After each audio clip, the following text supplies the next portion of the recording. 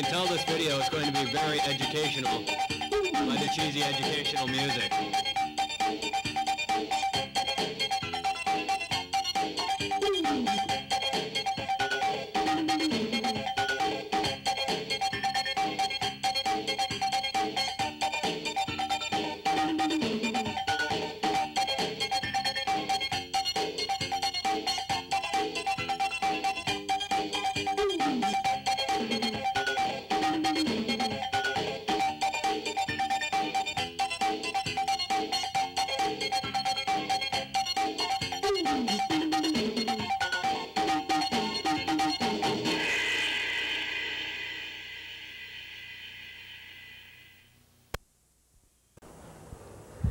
As you can see, the substance we know as water serves many purposes in our daily lives.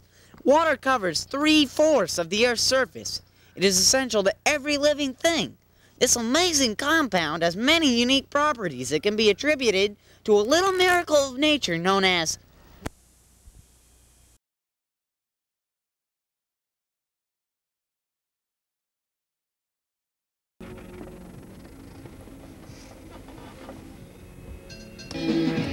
Does the water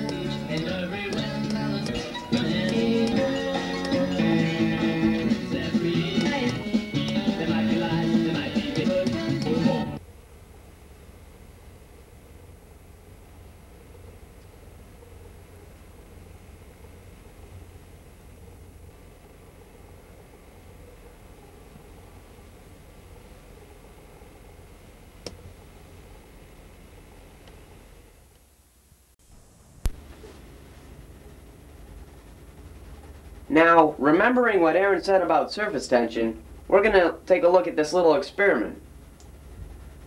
All liquids have surface tension, but water's surface tension is higher than most other liquids, so we are going to be using it for this experiment.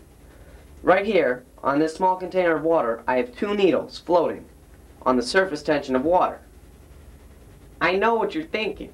You're saying, "Come on, Mike. How can a metal needle, which has a density that is obviously far greater than that of the density of water, be floating on top of water?" Well, it's all due to the surface tension of the water and how it's so great. Well, the surface tension of the water in this container can be reduced by using wetting agents, such as any kind of dish soap or detergent. The soaps and detergents are called surfactants, surface active agents. When they are added to the water, it interferes with the hydrogen bonding between the water molecules. And as a result of this, the surface tension is reduced. And if this experiment works, you'll see why. Watch as I take an ordinary toothpick and stick it through the surface of the water. You seeing this, kids? Nothing happened to the pins. Nothing at all. Now, I will take a different toothpick that has been dipped inside this dish detergent. Ooh, it's all over that toothpick. Watch as I stick this one through the surface of the water. Did you see that? Did you see it? The needles that were floating on the top of the water were repelled and they fell to the bottom. This is because the detergent I put in acted as a surface active agent. It reduced the surface tension, causing the needles to no longer be able to float on the surface of the water. And as a result of this, they fell to the bottom.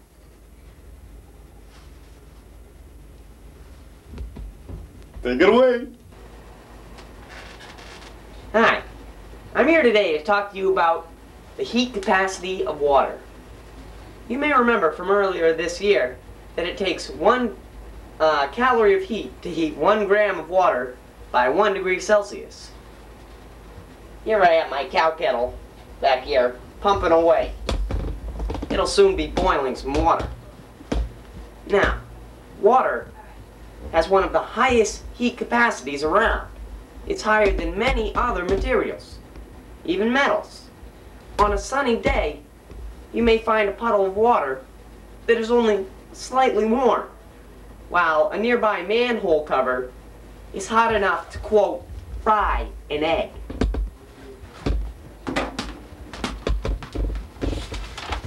Now, water's high heat capacity helps maintain a steady air temperature. On a warm day, the air transfers some of its heat to the water to maintain kind of a average temperature, while on a cool night, the air takes back the heat, in a sense, to warm up the air and cool down the water, making water a storage medium, if you will, for solar heat and energy.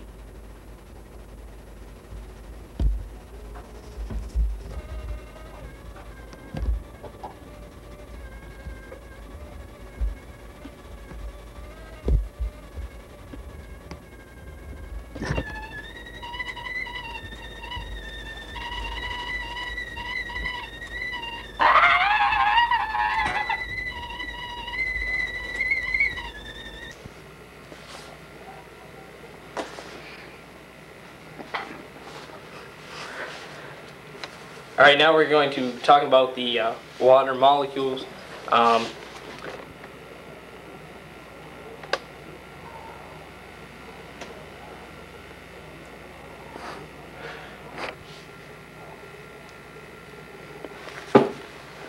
molecules in liquid water are hydrogen bonded but free to move about, as shown here.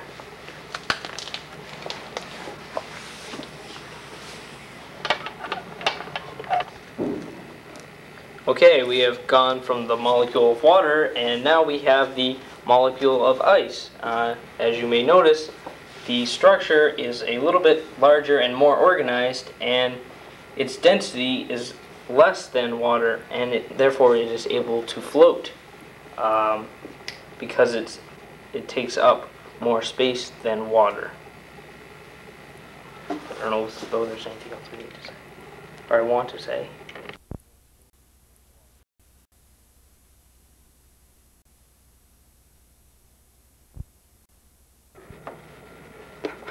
Water hydration, also known as water crystallization, is the water that is chemically incorporated into the crystal structure of many substances.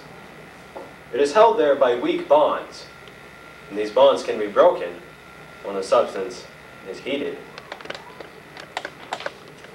And this principle will be demonstrated with copper sulfate hydrate. And right now my assistant Matt will bring this over, this test tube, and hold it over the Bunsen burner, and you will see that we will heat it. Okay. I will turn down the gas. We want to avoid any dangerous fires. Alright, Matt, carefully hold that over there. I'll turn the gas down a little bit.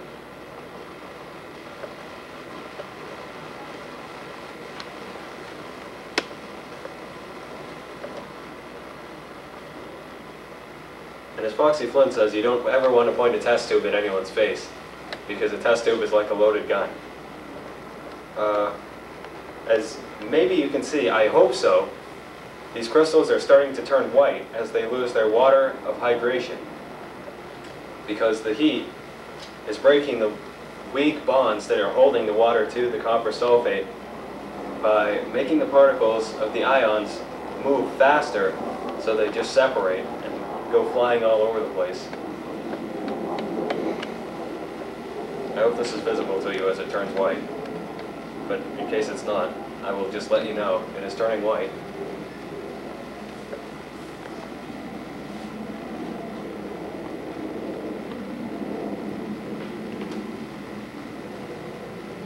There's some water vapor collecting on the inside of the test tube up here at the tip.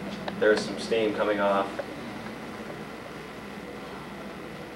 And this is almost all white down here now, although there is still some blue left.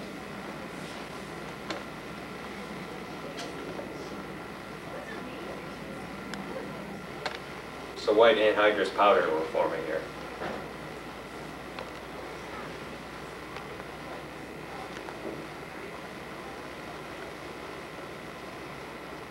Alright, well, this is not quite completed, but I believe you can see the effect of what is happening. Perhaps you could hold that up and we could get a nice close-up shot.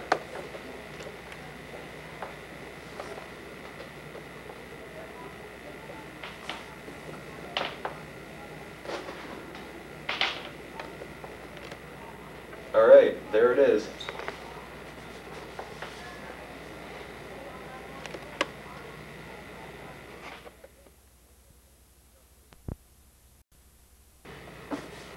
Continuing on the theme of water hydration, we will now talk about substances that are hygroscopic.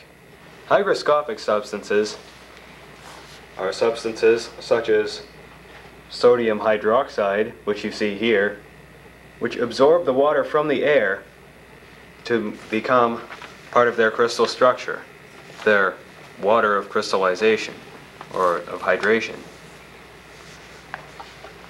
This substance, sodium hydroxide, is absorbing water from the air at this very moment.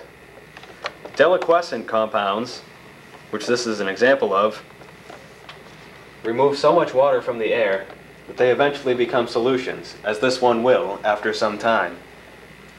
Substances such as this are used as desiccants or drying agents to keep things dry. Now we will show you what this substance looks like after several hours.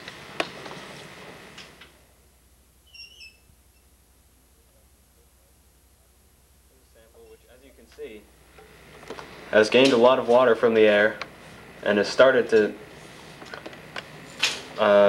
turn into a solution, although it has not reached that liquid stage quite yet. It's on its way. Pretty exciting, huh?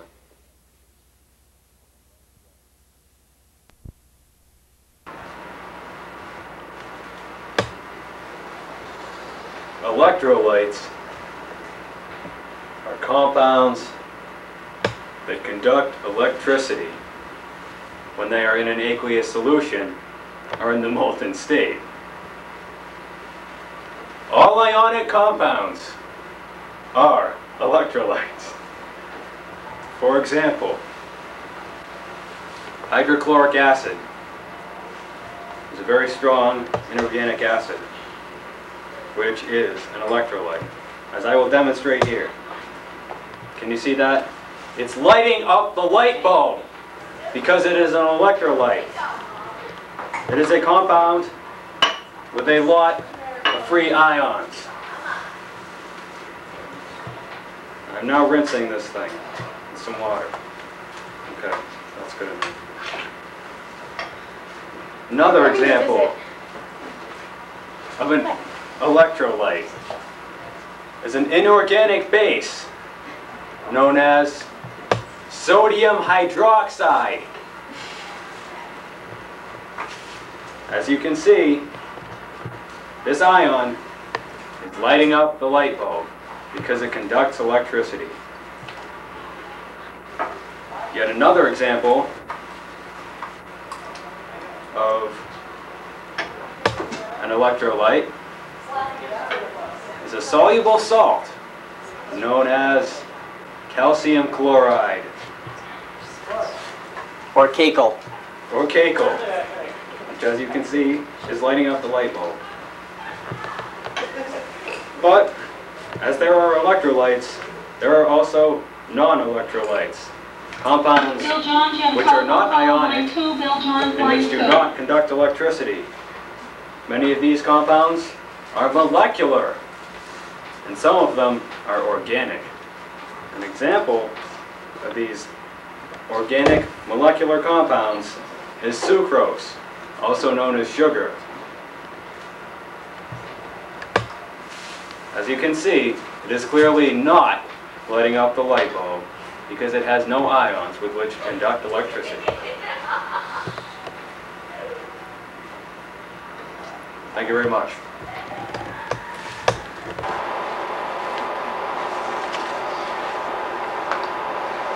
Well, water forms solutions with many substances, as we have seen recently. But guess what? It doesn't always form solutions. There are some substances with which it does not form solutions at all.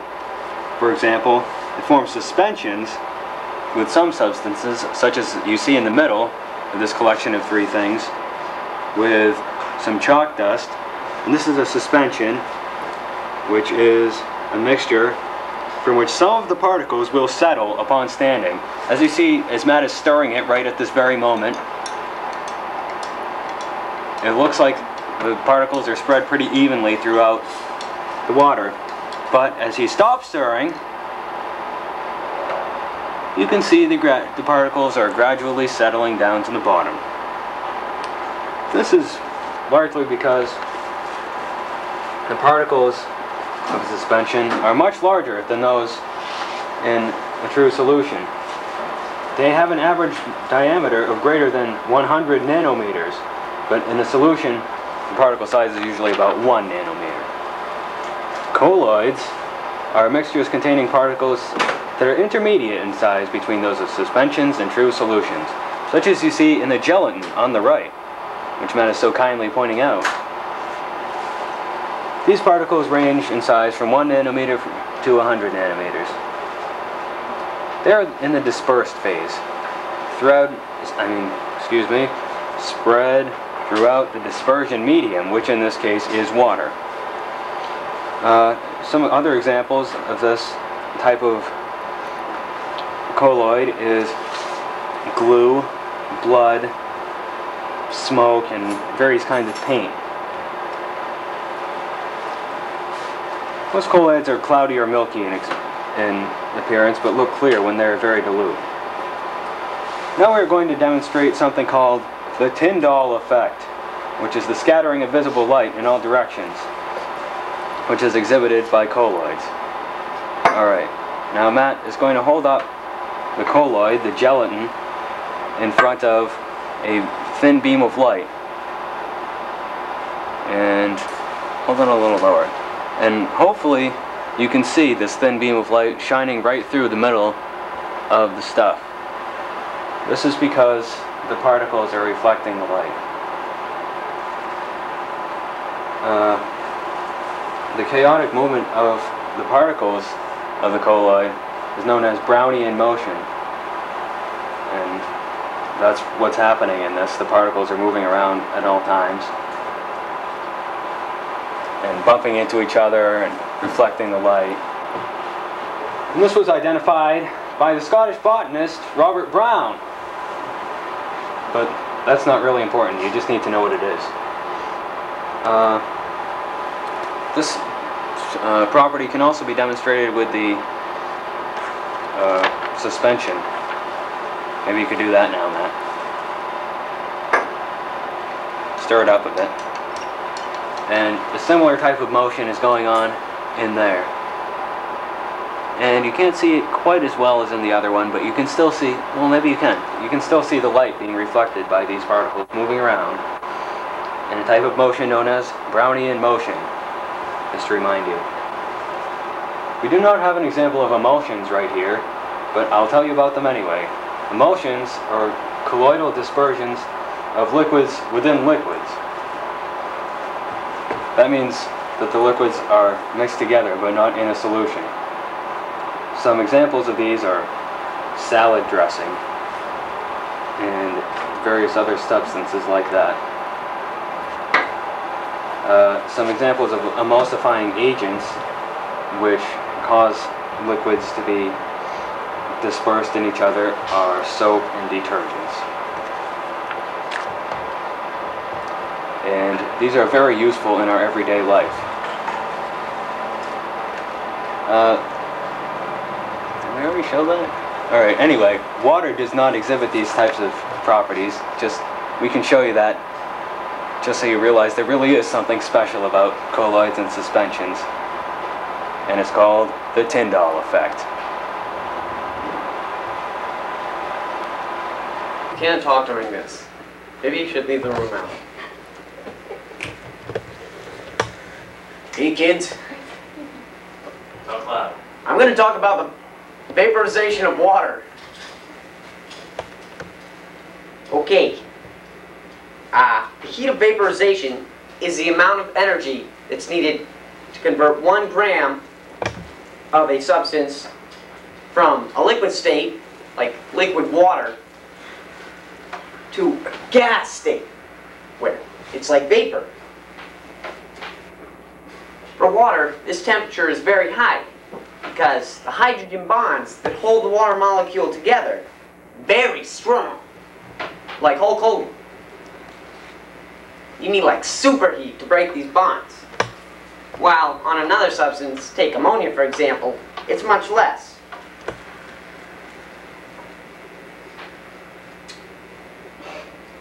Okay, the reverse of vaporization is condensation.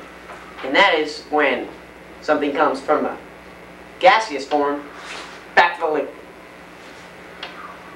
When this happens, the substance obviously loses energy. And I also want to mention that if you think about it, if you get steam and it condenses on your hand, then you'll get a very bad burn. Very bad. While if you just take boiling water, yeah, you'll still get burned, come on. But it won't be as serious because as the steam condenses, it also gives off its heat and the energy that it's losing, and it gives it right to your skin. Yowzers. Condensation of water is also important to the temperature of the air around us. Water absorbs some heat from the air. And this is very important, especially in polar regions and stuff. Keep the temperature kind of low because, you know, if those ice caps melt, we're in big trouble. Lots of water. And that's pretty much it.